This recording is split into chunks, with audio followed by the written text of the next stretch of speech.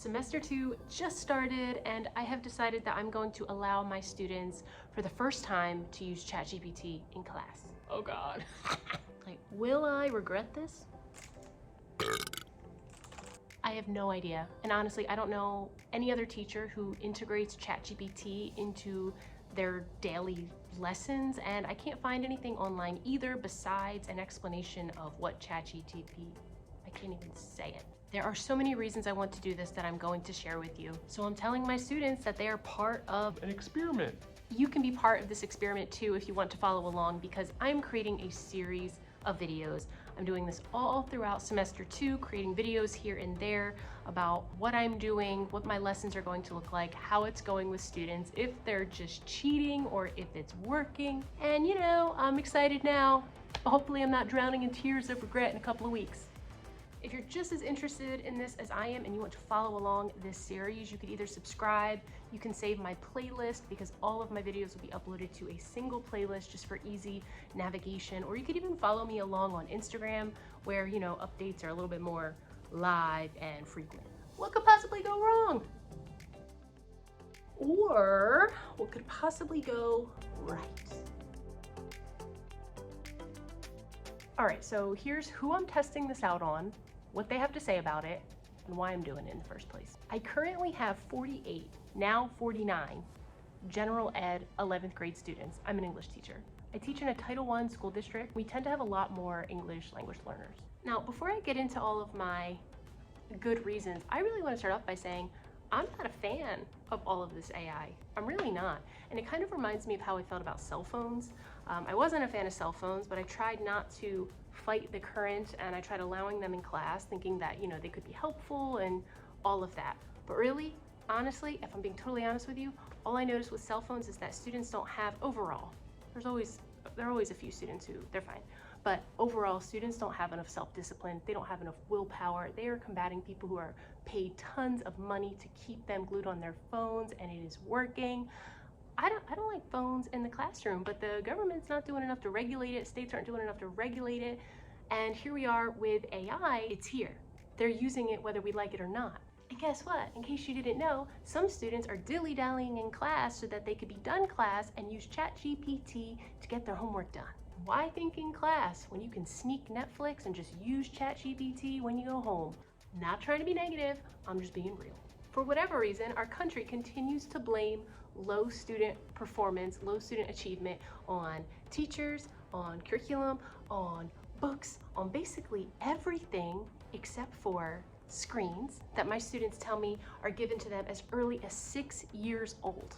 And class sizes. I don't hear anybody talking about class sizes. Unless there is some major shift. I don't want to keep fighting. You used ChatGPT, didn't ya? My detector didn't pick it up because you used that Snapchat, didn't ya? I don't want to do this for the rest of my life.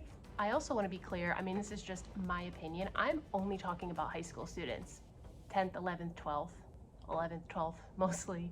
I do not feel, certainly not elementary school, but I do not feel that middle school students should have any access to any AI. We're talking about brain development. We're talking about crucial critical thinking skills. These are the skills that hopefully students know by high school that can be applied within the realm of ChatGPT and other chatbots. In elementary school, in middle school, and junior high school, they still have lots of time.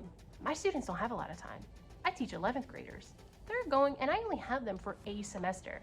There's only so much growth they can achieve in this time before. I'm just trying to be proactive here, and I am trying to ready my students for what's out there so that they have higher chances of succeeding in the work field. I just want to give them some self-confidence. A lot of my students, personally, they don't have a whole lot of confidence in their reading ability, their writing ability. I truly feel that incorporating ChatGPT right now can definitely boost their confidence. I see it already. I'm starting to teach them how to use Canva. It's like a creative platform for creating, and I can already see a confidence boost. So let's add some ChatGPT to it. Us teachers, we have an obligation to prepare our students for the future. And I am 0% joking right now. I am not trying to make fun. I would never. I'm being so for real right now. The overall majority, more than that, they cannot write a paragraph that makes sense. Some can barely form a complete sentence. If you're a teacher, I think you know exactly what I'm talking about. If you're anybody else, you might think I'm exaggerating. I'm not. And if you don't believe me, check out this one girl, and there's many more just like her. Check out this one girl on TikTok where she's 27 years old with a master's and talks about how she listens to podcasts to teach her how to spell words because she's embarrassed that she can't spell because she grew up with a spell checker. As teachers, as English teachers, how are we supposed to help our students with this at large? Some of these computer programs are very nice, but they're not working. One of the reasons they're not working is because students don't have enough freedom within the program. ChatGPT allows freedom, but we also know that freedom can also lead downhill. This is live. My goal this semester is to teach my students how to use ChatGPT, how to think of it as a personal assistant, not as a cheat tool.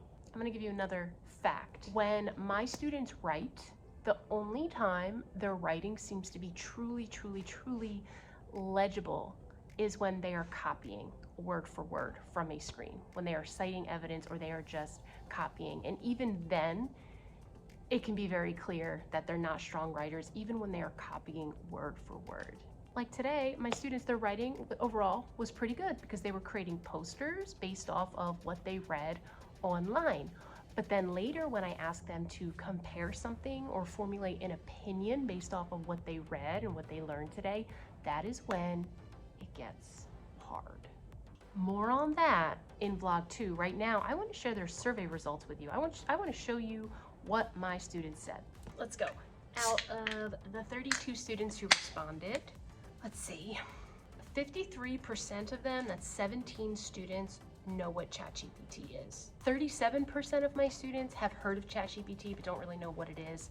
9%, that's 3 students, they say that they have no idea what ChatGPT is. Now, my students who have no idea what ChatGPT is, I feel like they should know about it because everybody else is using it and pretty soon they're going to be competing for jobs. We're going to use it in the classroom. 62%, that's 20 students, are using ChatGPT or some kind of a chat bot, and 21 other students say that they want to use it. I asked them how they feel about their own writing. What I find, I feel bad saying this, but I'm trying to be honest here.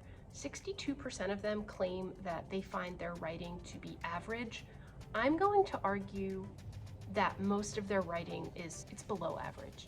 I honestly feel the constant engagement and interaction with ChatGPT will actually enhance their overall writing because they're seeing it and they're reading what they want to read because they are the ones doing the interacting and asking the questions versus myself or a program giving them everything we want them to know. There's just less interest there. I'm really going to try to help them become better and more confident writers. And I hope that I'm able to inspire them to not want to use ChatGPT as a cheating tool, but as a learning tool instead. Stay tuned for my next vlog where I show you exactly how I introduce this to them, what I do, how they feel about it, and how this rolls out. I have no idea how this will go.